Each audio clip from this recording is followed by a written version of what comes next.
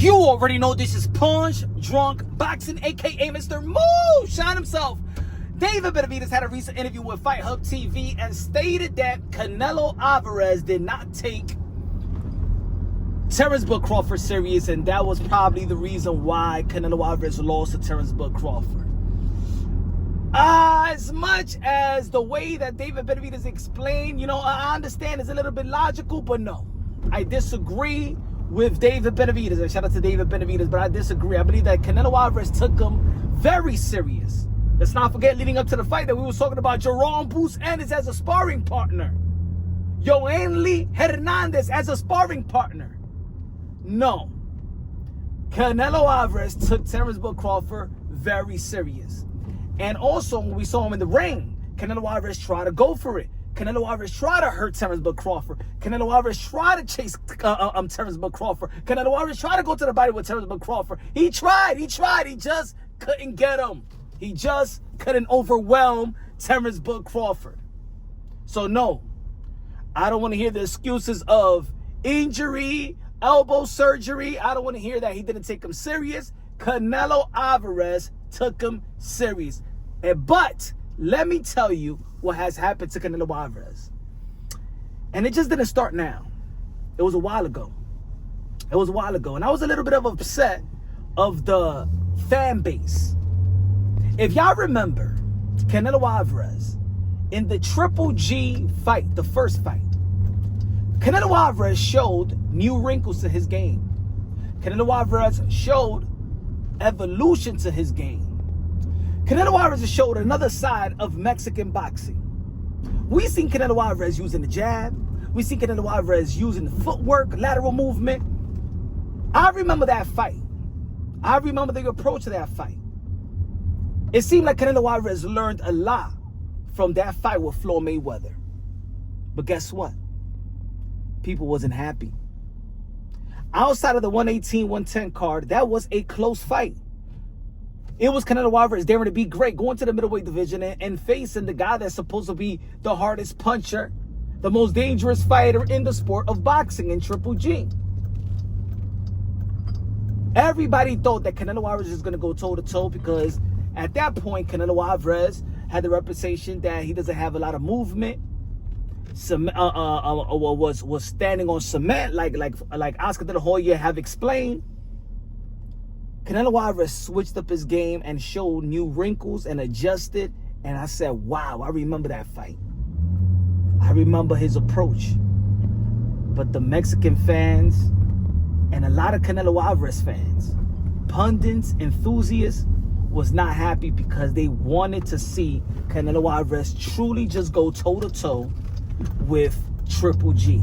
And I remember that Triple G, Abel Sanchez, the trainer of Triple G, shamed Canelo Alvarez because he just didn't stay in the middle of the ring the way that he wanted.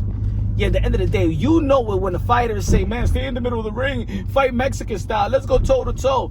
It's because he's frustrated. It's because in that fight also, Triple G was frustrated. In that fight, Triple G was also a little bit frustrated. As much that people want to say that he won the fight, it was a close fight. Could have been a draw. Could have gone either way, 115, 113 in my opinion. When I first saw the fight, I edged it Triple G. But I was very happy to see the evolution of Canelo Alvarez. But in the second fight, see, Canelo Alvarez was shamed to fight, to digress, and fight that toe-to-toe Mexican style, stay in the middle of the ring. And when he beat Triple G with that, Canelo Alvarez said, the hell with evolving. The Mexican fans, some of them, and Canelo Alvarez fans and media did not allow Canelo Alvarez to evolve. So when Canelo Alvarez faced the likes of Daniel Jacobs, great upper body movement. That's why they always say great upper body movement for Canelo Alvarez, because they never wanted to mention the footwork. But his footwork was beautiful versus the Triple G, the first fight. So then he beat the Daniel Jacobs of the world, right? Fighting in the middle of the ring, staying in the middle of the ring, using a little bit of lateral movement, but not that much, right? He fought Kovalev later on. And let's be real. Even Kovalev was actually winning the fight I believe that Kovalev was actually winning the fight leading up to the knockout. Canelo Alvarez truly didn't make too much of adjustments. He was getting caught with a couple of jabs and stuff like that. Kovalev truly didn't want to commit, but Kovalev was actually landing a lot of jabs on Canelo Alvarez. The power of Canelo Alvarez got Kovalev out of there. If it wasn't for the knockout, you know what I'm saying? And if it would have headed into a decision, it would have been a highly close fight. So Canelo Alvarez stopped Kovalev. So that, you know, when you stop somebody, it makes you want to stay within that style. But I surely believe that Canelo Alvarez had the ability, the IQ, the mindset to really evolve, but people just didn't want to allow him to evolve in a style that was not going to deem a Mexican style or toe-to-toe, right? So then when he did his 168 run, he was stopping and hurting his opponents like Billy Joe Saunders and Caleb Plant and Callum Smith, right? But he stayed within that same style. And more he abandoned the lateral movement. He abandoned that.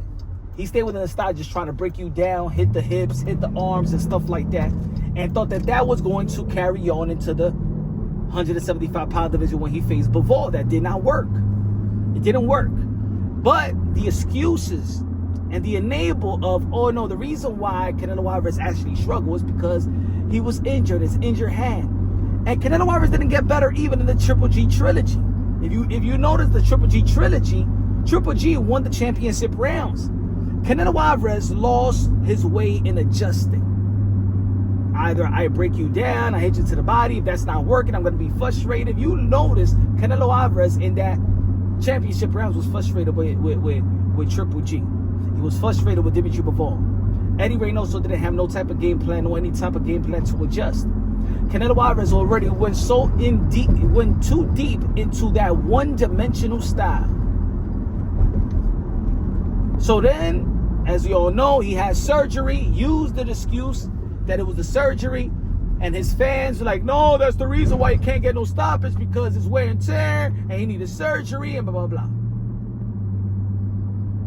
John Ryder, the same thing, didn't make no adjustments. That fight should have never been as hard to get him out of there. And now that was really when we're mentioning that Canelo Alvarez have declined. But because Canelo Alvarez have a large fan base, any constructive criticism is going to get shut down. I remember in my channel, every time I gave it, when I did a video and I said, yo, Canelo Alvarez have declined a bit. But the type of decline that Canelo Alvarez have declined, he's still gonna be the best in 168. Any athlete, they decline, like Michael Jordan, he declined, but at the end of the day, he was still the best, right? No, people, I remember I did that video, 49 people unsubscribed just because I said that he declined. No, he didn't decline. No, he didn't decline. He just came back. It was this. See, the fan base, the large fan base of Canelo Alvarez, and I'm a part of that large fan base as well, but there's conservative fans and then there's some fanboys, toxic, that just want to debunk any criticism or any constructive criticism towards Canelo Alvarez. Canelo Alvarez stayed within the style.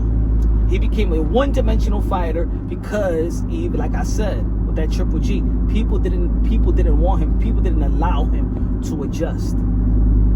Like Floyd Mayweather got the chance to adjust. You understand? Pretty Boy Floyd, he was allowed to adjust. Like, fans didn't like it, so when people sensed that, damn, Canelo Alvarez is moving. Nah, we don't want to that. Don't want to adjust to that. But anyway,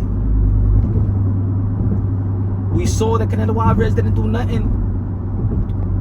It wasn't special, the victory with Jamal Charlo. It wasn't special, the victory with Jaime Munguia. It wasn't you know what I'm saying? Nah, he carried Jaime Munguia. He carried him just because he wasn't getting the knockout. Just because he wasn't getting the stoppage. Canelo Alvarez have stamina issues and stuff like that. Because of the stamina issues as well, Canelo Alvarez decided not to move, even though that he should have just kept on working on his stamina. Canelo Alvarez was fighting the same way. That William Skull fight should have been an eye-opener, but we were so frustrated that he was fighting William Skull, and then we were just frustrated that William Skull was running. Yet at the end of the day, we forgot that even one of the judge gave it a 115, 113 to William Skull. While we was out crying, he was running, Canelo Alvarez really didn't even do nothing. Canelo Alvarez got lazy in adjusting. Thus, going into the Terence Crawford fight, once you do something often, you embody that style, you embody that mindset. It's like when you play basketball. I remember I told my boy, he was very athletic, jump out the gym, but he fell in love in shooting the three, right? And I said, yo, my man, if you're going to stop playing athletically, once you want to turn that up, your athletic side, and once you want to penetrate and go to the paint and stuff like that, ain't gonna be like it used to be. And I remember that saying, he just became a three-point shooter. Because he just abandoned that. When you abandon the style, you abandon your growth, you abandon you evolving, and then you just stay stuck in camps and 6 fights, 7 fights straight of the same style. You embody that style. Canelo Alvarez is not that. How David Benavidez said that he didn't take him serious. Canelo Alvarez didn't take himself serious. I don't think that Canelo Alvarez did not maximize his potential. Instead of not listening and try to go to wars with Oscar De La Hoya, he should have listened to the people that was great. Instead of saying that Canelo Alvarez is not loyal, because we all know that instead of saying that Oscar De La Hoya is unloyal, because you all know that Oscar De La Hoya always wanted Canelo Alvarez to fire Eddie Reynoso. Maybe Eddie Reynoso, he got too comfortable with Eddie Reynoso. That's his friend. That's the guy, I believe, the godfather of his children. In this game, you want to maximize your potential, and Canelo Alvarez was young enough to do so.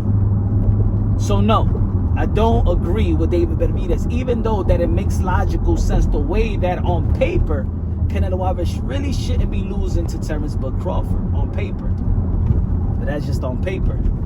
A lot of us predicted wrong, and I predicted it wrong as well, because I feel like, Terence Crawford didn't have momentum going into a Canelo Alvarez fight and jumping 2 weight classes to the 168 pound after the Mazurov. That was logical. I know there's a lot of people going to be acting like they're geniuses. I told you, Look, you predicted it wrong. I predicted a fight logically. Just like if we look at any other fighter and they go up in weight in their 4th and 3rd weight class, right? And they struggle, they look ordinary, you wouldn't just openly say, hey, you know what? I think I'll give you an example.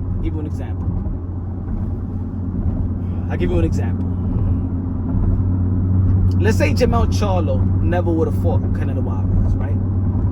And Jermell Charlo, the undisputed at 154, moves up to the 160 pound division.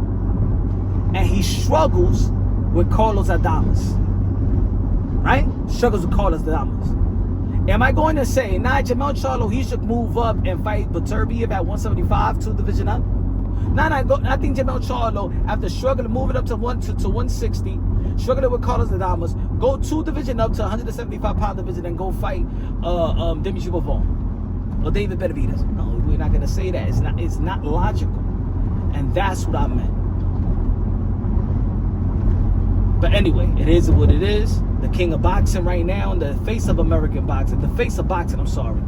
Terence Crawford, the oldest under the Usyk. And of course, now he ain't out there in Japan. He does 50,000 K, you know what I'm saying?